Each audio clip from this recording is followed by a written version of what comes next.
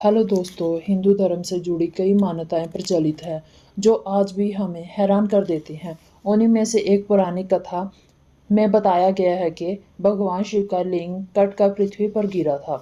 तब से हिंदू धर्म में लिंग और योनि की पूजा शुरू हुई थी और भगवान शिव को लिंग रूप में पूजने पर ही सभी भक्तों की मनोकामना पूरी करते हैं। आइए इस विषय को विस्तार से जानते हैं।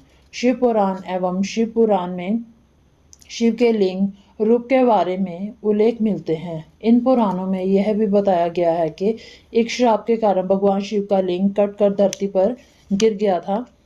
तब से भगवान शिव को लिंग के रूप में पूजा जाता है। शिव का लिंग कटकर धरती पर गिरा था, वो जागेश्वर धाम कहा जाने लगा। पौराणिक कथाओं में कहा गया है कि जागेश्वर में तप कर रहे भगवान शिव तप कर रहे थे। इस बीच सप्त ऋषियों की पत्नियां वहां पहुंची और वो शिव पर मोहित हो गई। सप्त ऋषि अपनी पत्नियों को ढूंढने के लिए वहां पहुंचे। उन्होंने बिना पहचाने शिव को लिंग पतन का श्राप दिया। इससे पूरे ब्रह्मांड में उथल पुथल मच गई। बाद में देवताओं ने भगवान शिव को मनाया और जागेश्वर में उनके लिंग की स्थापना की गई। मान्यता है कि तब से शिव की लिंग की पूजा शुरू हुई।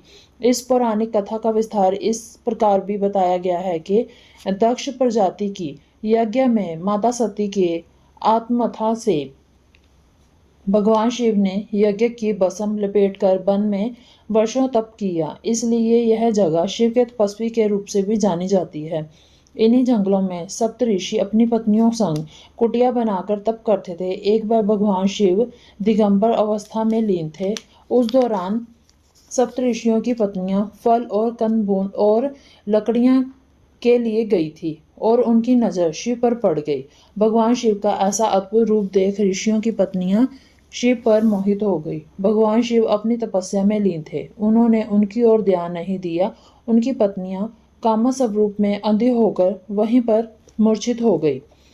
जब वह रात भर कुटिया में वापस नहीं गई, तब ऋषि उन्हें ढूंढने लगे। तब सप्त ऋषियों ने देखा शिव अपनी समाधि में लीन है और उनकी पत्नियां मूर्छित पड़ी हैं। उन्हें लगा कि भगवान शिव ने उनके साथ वह विचार किया है। आशंका में वह भगवान शिव को श्राप देते हुए कहने लगे, तुमने हमारे पत्नियों के साथ वह विचार किया है, तुम्हारा लिंग कट तुम्हारे शरीर से अलग होकर गिर जाए। भगवान शिव नेत्र खोलते हुए बोले कि आपने संदेह होकर अज्ञानता के कारण ऐसा किया है, इसलिए मैं इस श्राप का विरोध नहीं करूंगा। और कहा कि लिंग गिर कर इस जगह पर स्थापित हो जाएगा। तुम सप्त ऋषि भी आकाश में तारों के साथ अनंत काल तक लटके रहोगे। लिंग का शिव से अलग होते ही पूरे संसार में कोहरा मचने लगा। ब्रह्मदेव ने संसार को इस प्रकोप से बचाने के लिए माता पार्वती की उपासना करने के लिए कहा। ब्रह्मदेव जानते थे कि भगवान शिव को माता पार्वती ही धारण कर सकती है। शिव भगवान ने माता पार्वती की उपासना की। पार्वती ने योनि रूप ले शिवलिंग धारण कर लिया। इस दौरान शिवलिंग की स्थापना हो गई। पौराणिक मान्यता अनुसार सबसे पहले शिवलिंग जागेश्वर से ही उत्पन्न हुआ। मानसरोवर जाने वाले यात्री इस धाम का अर्चना करके करते हैं। यहाँ तकरीबन 200 से ज्यादा मंदिर हैं। इस धाम का प्राचीन काल से ही संबंध है। पुराणों में भी इस धाम का वर्णन है। यह धाम उत्तर भारत के शिव पुराण मंदिर है। कहा जाता है कि यहाँ साक्षात शिव है। यहाँ प्रथम मंदिर है जहाँ शिवलिंग की पूजा की परंपरा शुरू हुई।